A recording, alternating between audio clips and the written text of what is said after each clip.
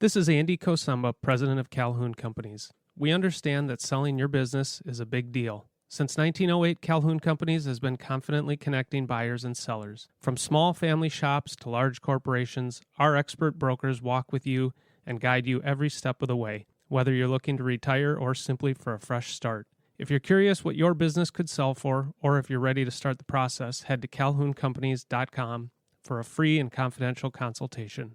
Calhoun Companies, the confident choice for buyers and sellers. My name is Todd Crow, and I'm the president of the Twin Cities Exit Planning Chapter. If you're a business owner and advisor and want to learn more about the world of exit planning, you're invited to visit the Twin Cities chapter of the Exit Planning Institute. You can expect top-level education delivered by subject matter experts at every monthly meeting. Grow your network and draw from the learning that could be a game changer for your business or your practice. There's no pressure to become a member, so come and see what the buzz is all about. Our meetings are held the second Wednesday of the month, 7:30 to 9 a.m. See the show notes for more information and registration links. Exiting your business is a big deal, both financially and emotionally.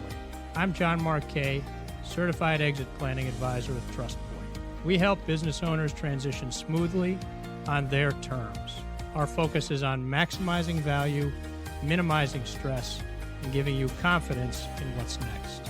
Whether you're selling or passing the torch, we make the process seamless. Start planning today at trustpointinc.com.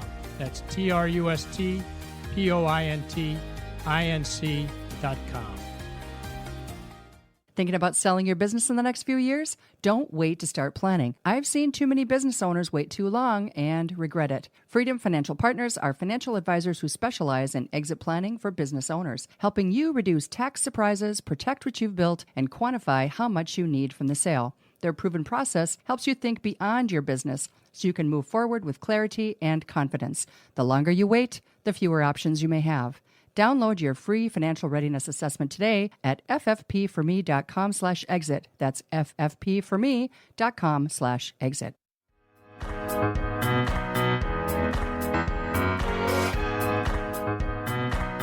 Poised for Exit is a show for business owners who want to achieve a successful exit based on their own terms. Your business exit will likely be the biggest financial transaction of your life, and for most, you'll have one shot at doing it right. The topics and guests we feature and the stories they share will provide valuable ideas and strategies to improve operations and grow enterprise value so you can achieve the best possible exit outcome.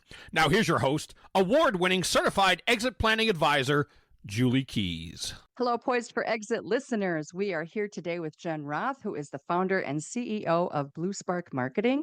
And I'm so excited to have you on the show, Jen. Welcome to Poised for Exit.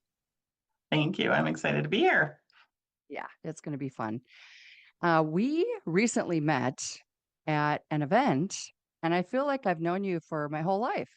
I just was so impressed with everything that you know and that you do, and preparing for that event with you at Owner's Edge Summit. That was really fun, and there's so much about your business and about your past that, as an entrepreneur, that is so impressive. And so I'm excited for people to hear all about that. And I think just because you haven't been on the show before, I would like to have our listeners get to know you and share your story, your entrepreneurial journey. Absolutely. So thank you for all the kind words. I always say flattery will get you everywhere with me. But I am an entrepreneur, as you mentioned. So I call entrepreneurs my tribe. And my dad was an entrepreneur, and he owned his own law firm and CPA agency. And so I think it's in my DNA, followed in his footsteps. Only I own a marketing agency called Sparq Marketing, and we're a fractional marketing agency. And we target companies that have limited or no marketing resources. And I always say need all the marketing you need and none that you don't, right?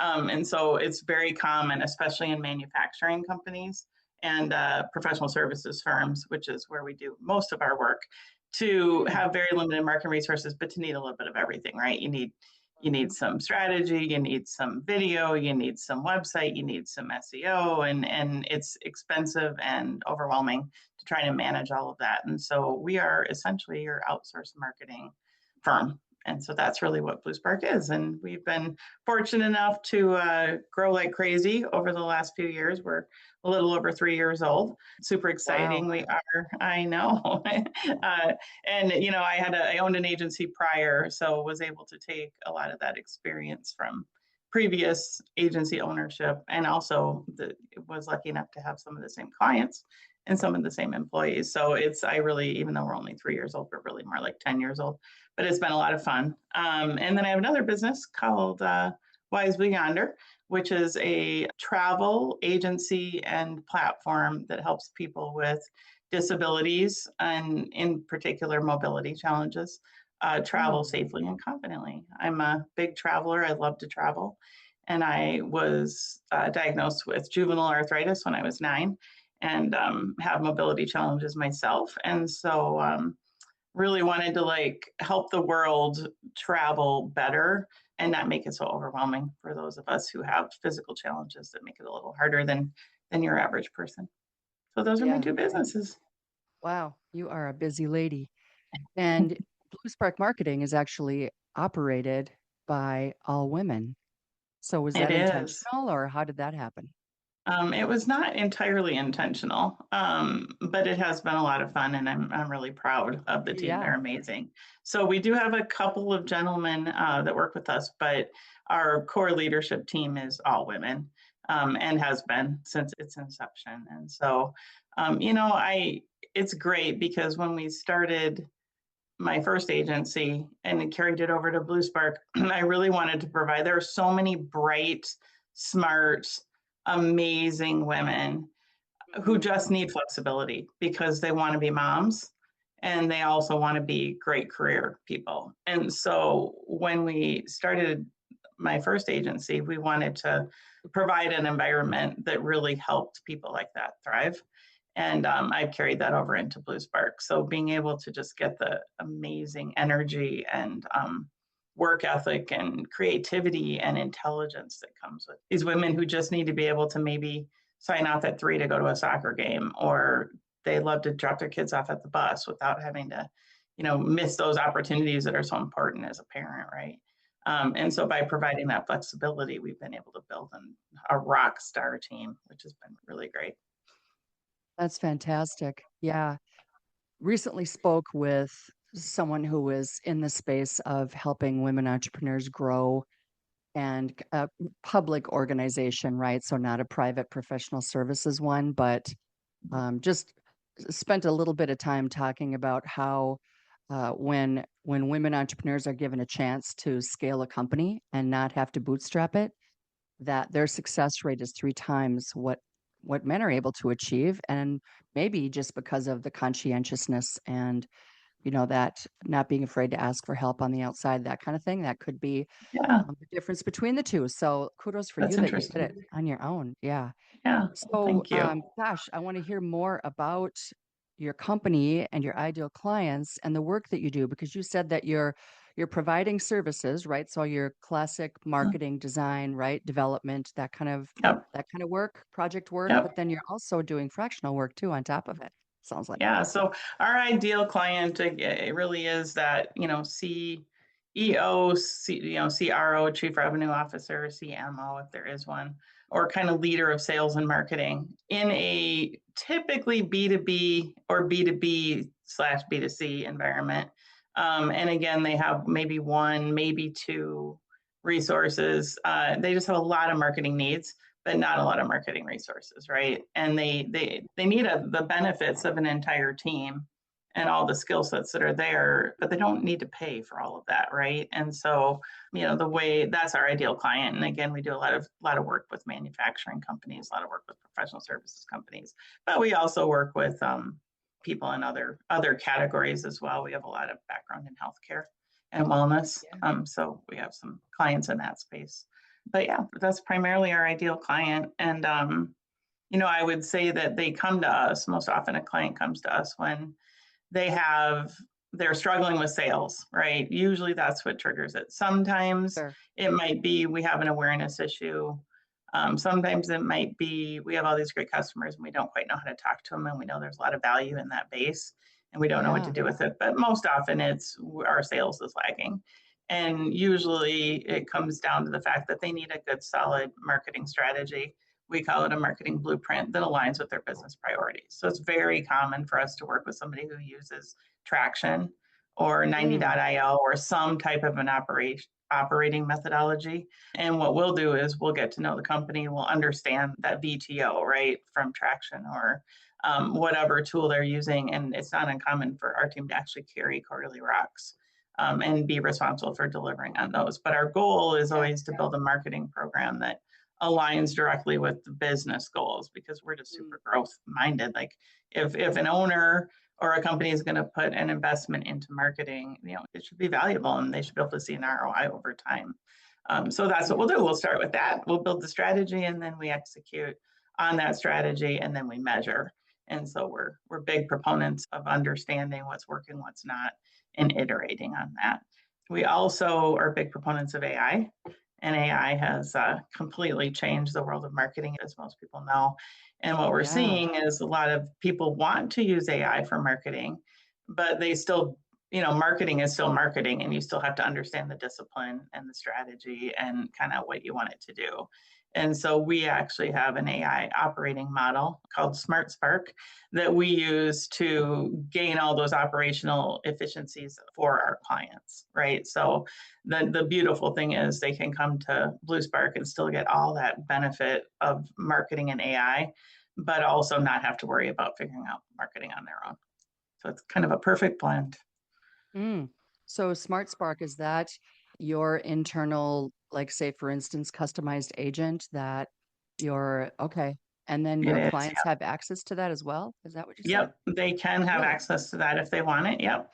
But for every client that we have, we set up an agent or an instance, and we'll feed that with information about the company, ideal profiles, branding and messaging if it's available, any research, that's available, anything that we can get our hands on that helps us understand who the client is and who they target and what their solutions are, gets kind of fed into that. And then it gets smarter and smarter as we work together. And then again, we gain a ton of efficiencies that we are then able to pass on to the client. So just a dollar goes a lot farther, right? And when you use the intelligence correctly. Another term that I use a lot when I describe our approach at Sparq is agency in the loop, where, you hear a lot about human in the loop, right? There always has to be a human in the loop when AI is involved. Couldn't agree more. That's true with marketing as well. And so I like to say, we're your agency in the loop, and that's really what our model and our concept is. Yeah, I love that. That is, it's huge. You've seen this over the years because you've been in the marketing game for a long time, and I've certainly seen it as a consultant. And that is that business owners, when, maybe sales are down or the economy's not so good, one of the first things they do is cut their marketing expense. Yeah. Yep. And that's one of the last things they should do. Like once they do that, then they're pretty much done. Right? Yeah. I couldn't agree more. And I will say that hopefully, if for anyone who's listening who has a marketing partner, hopefully your marketing partner is showing up where and how you need them to be. Because to your point, and I say this a lot when I do presentations, but if you hearken back to the COVID era, which none of us like to talk about, in the B2B world, the way B2B buyers and decision makers started consuming information changed drastically, because you were no longer able to go to events and conferences and do site visits and all the things that B2B buyers were used to doing to generate pipeline. And there was this massive shift for considered purchase B2B products to the web because there was no other way to get there, right? And so the need for providing information that can be consumed by your decision maker in a complex B2B environment went through the roof. And it was a massive transition for B2B companies. And that hasn't changed. And so, sure, there are definitely ways to connect and people are going back to the world of meeting in person, but they are 100% of the time, they are going to your website and they are consuming information about you to determine if you are a viable and credible partner for them. And so when you cut marketing, you cut off the first part of that demand gen funnel and the ability for sales to have authority walking into those sales calls. So I couldn't agree more. I think you can change what you spend money on. I think you can get really targeted and focused, but when you completely cut it off, you're cutting off your growth, your main ingredient for Right. growth. I mean, marketing is supposed to support sales. And when you think about the different categories of a business, right? Different departments, if you will, those are the only two that drive revenue, marketing and sales. Everything else just Right. sucks money out of the company. So, Right. yeah, I mean, if your salespeople are not equipped with proper leads and with support and brand and all that, you're kind of setting them up to fail too. So, yeah, Yeah. word to the wise for sure. And, I love the fact that you guys are so hands-on with your clients and making sure that what you're recommending and what you're doing for them is actually working.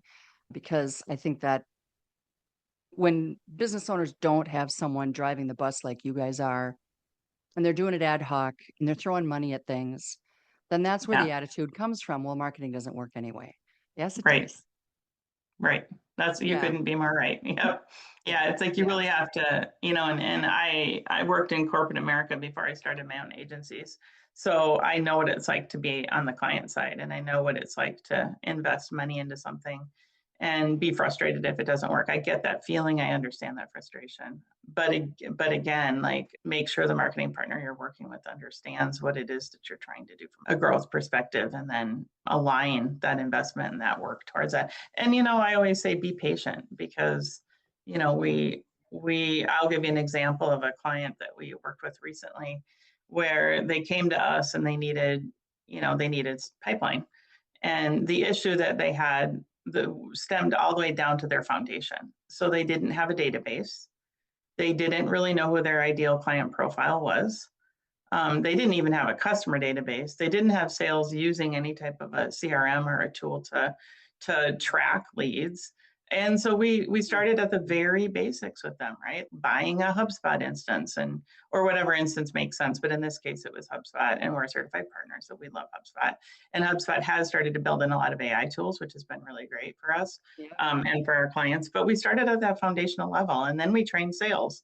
And sales, once we built HubSpot in a way that sales was like, this is actually valuable, this is actually useful for me. And then we were able to build out the marketing piece to support the sales piece. And now, after a year of work together, they are able to actually track and see those new leads that come in, that marketing is able to foster and nurture, so that they become qualified for sales. And then sales can then take that and do what they do best, right, from a sales perspective. And they have that line of sight to kind of now say, almost predictively, if we get X number of contacts, which turn into X number of qualified marketing leads, which turns into X number of qualified sales leads, and we win this many times, now we actually have a client. And that data is so valuable, right? But it is a game in patience, because you can't expect your marketing partner, or any marketing team for that matter, to do that in 60 days, because that won't happen. It's like a 6-month to year-long journey. Yeah, definitely 6 months to a year. And yeah, like, it is an investment, like you said before, but we live in a microwave world and we want everything yesterday, right? And Yep, so that's that's, true. that's kind of, I think, just society in general. We just have to dial things back and remind people these kinds of things that are worthwhile actually take time. They Yeah. do. And if you are comfortable with the metrics that get you there, it's kind of like, if you want to lose 50 pounds, you're not going to lose 45 pounds in the first month, right? But there are things, micro steps you can take to get there, like exercising a little bit more, or eating a little bit better, right? And if you can measure and you're comfortable, you can wrap your head around the micro steps that get you to that predictable pipeline. It's a pretty cool and fascinating journey. It is. And, to your point too about actually tracking your conversion rates, I think that that's another area that a lot of clients over the years that I've worked with aren't really, they'll kind of generalize it and say, like, the founder or the CEO or whoever's managing the salespeople will say, well, these two sell the bulk of everything. And then we've got 6 or 7 people that don't really sell a whole lot of anything. And it's like, well, what kind of goals do they have? Right. What's their conversion rate? What are they struggling with? Maybe they got a lot of at bats, but they're not hitting, right? And Right. why is that? So are Very your true. leads off, right? Like maybe you're not even Yeah. bringing them the right leads. And Right. yeah, so there's so much around that, right? That we can't make assumptions. But I do know that that is definitely a metric that isn't measured the way that it should be, and it would make a huge difference. It does. Well, So and to tie it back to kind of you and your yeah, expertise, when you have a systematic, predictable pipeline process, your company's worth more because yes. your intelligence is not walking out the door with whichever person was responsible for sales. So it's an investment that actually improves not only just your own ability to grow and manage and scale, but also the value of your company. That is huge. I would like to underline that because there are probably many company owners out there listening to this show who maybe haven't worked with someone like you or someone like me, and they are the main salesperson. They have Mm-hmm. all the relationships. And so when the company is so centralized like that on the owner, it definitely impacts value. But even if it isn't they who are the main salespeople, if they've got these lead salespeople, we want to make sure that they stay, of course, but we definitely don't want all of that intellectual property locked up in their heads either. Right. So to your Right. point of, having a system like that where people have access to the institutional knowledge makes a ton of Yeah. sense. It kind of proofs Pardon? it kind of sales proofs your organization and gives you just a Big lot more time. security, whether you're going to sell your business, exit your business, keep your business, it doesn't matter. It increases your ability to sustain that growth. I'm going to switch gears a little bit here, Jen, because I know we only have a few minutes left, but I know you are very involved in Entrepreneurs Organization, which I have had great respect for years. In Yeah. fact, Vern Harnish has been a hero of mine forever. And ever since I became a certified business coach, well before I became an exit planner, I have been using his strategic planning system and love it. So let's talk about EO and how you got involved and what your role is and all that Yeah. good stuff. I know it's impacted your business a Absolutely. lot too. Yeah, absolutely. I found EO and joined EO because I was in a super fortunate position in that our business had tripled overnight. Like we had a client that it was a Berkshire Hathaway company division. And we were fortunate enough to just expand super Wow, quickly. And, fantastic. I'm a marketer. And so I'm like, what am I supposed to do? And a friend of mine who was in EO said, I know what you're going to do. You're going to join EO. And I was like, fine. And I joined EO, and I can honestly tell you it is the best decision I've ever made. And Yeah. it's made me a better mom. It's made me a better wife. It's made me a better leader, and it's just made me a better me. And so it's about so much more. EO Entrepreneurs Organization is about so much more than just running your business. It's about this idea that you need to put your oxygen mask on first and be good with you so that you can show up the right way and the best way possible, across everything. And it's a global organization actually, which I love. As I mentioned, I love to travel.